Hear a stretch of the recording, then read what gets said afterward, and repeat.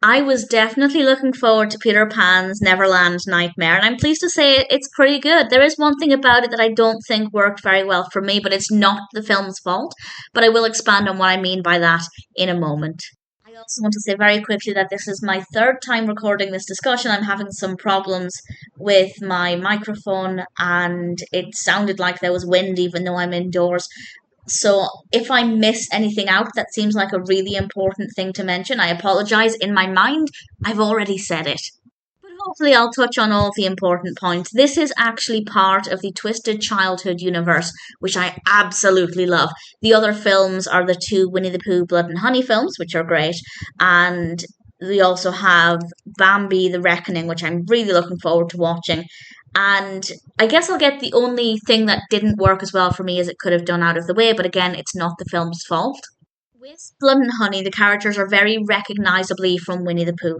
There are other horror films based on Mickey Mouse and Popeye, and when you look at those characters, it's very clear that they're meant to be representing Mickey and Popeye. With this character, I loved the character, the way the character was presented, but if I just saw a random picture of this character, probably wouldn't have guessed that it was Peter Pan, and that's because Peter Pan generally wears this iconic green costume. However, it is very possible, as is the case with Pooh Bear's red shirt, that that costume design is still under trademark. And I know pantomimes and things will show Peter Pan in that costume, but it would be a little bit different for a film. So it's not the film's fault that the character doesn't completely look like Peter Pan, but that was just something for me that I think would have made it feel more real, but again, not the film's fault.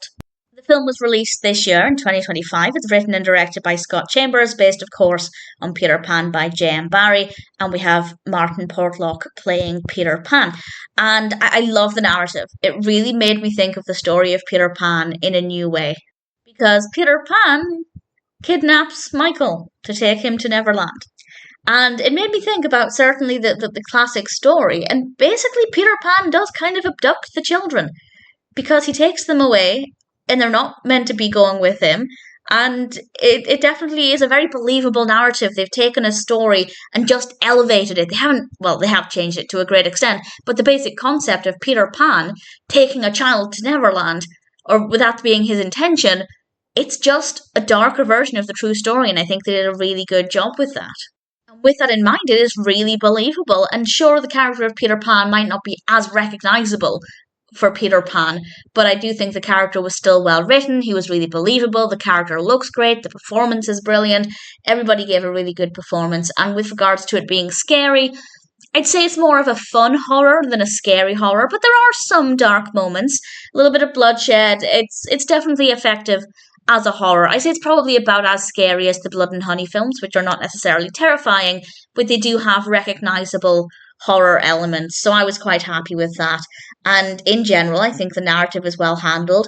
It was a little slow to begin with, but after about 20 minutes, it really picked back up, so no real issues there.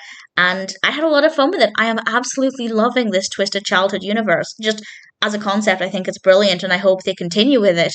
And I don't know which other films or classic stories are coming up for being free from copyright.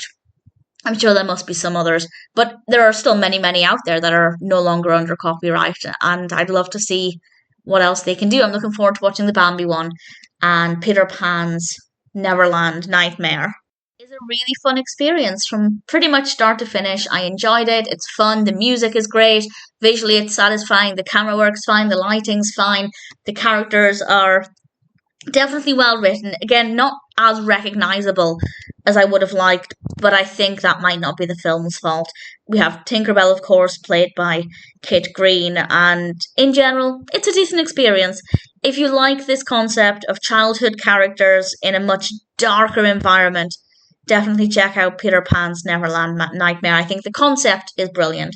I think they took the classic story and really elevated it in the horror sense.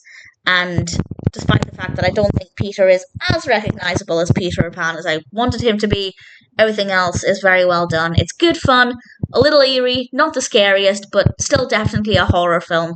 And ultimately, if you like this kind of film, then I'm happy to recommend it.